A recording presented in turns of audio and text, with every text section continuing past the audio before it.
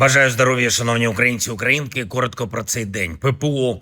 Буде новий підхід до застосування ППО повітряними силами, те, що стосується мобільних вогневих груп, дронів-перехоплювачів і інших засобів малої протиповітряної оборони. Ця система буде трансформована.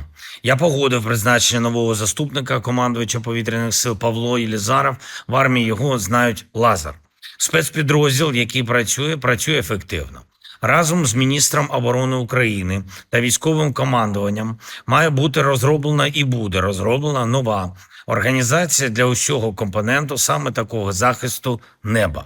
Детально говорили на енергетичному селекторі по відновленню в регіонах після російських ударів.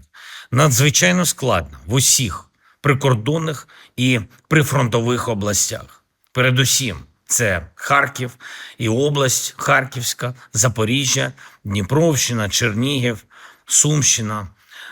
Триває робота в Одесі, є завдання. Окрема увага Києву та області. Найбільш складно зараз, і, зокрема, для Києва залучені додаткові бригади ремонтні, в тому числі Укрзалізниці, інших державних компаній. Домовились з прем'єр-міністром України Юлією Свириденко, щоб уряд на цьому тижні зробив необхідні рішення для енергетиків.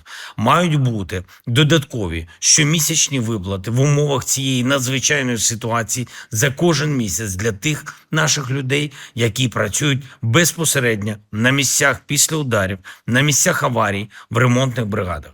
Держава має бути вдячною кожному і кожній, хто гарантує, що Україна відновлює те, що росіяни руйнують. Цими днями треба бути і надалі дуже уважними. Росія підготувалась до удару масованого, і очікує момент, щоб завдати цього удару. Будь ласка, звертайте увагу на всі повітряні тривоги, і в кожній області повинна бути готовність максимально оперативно відреагувати та підтримати людей.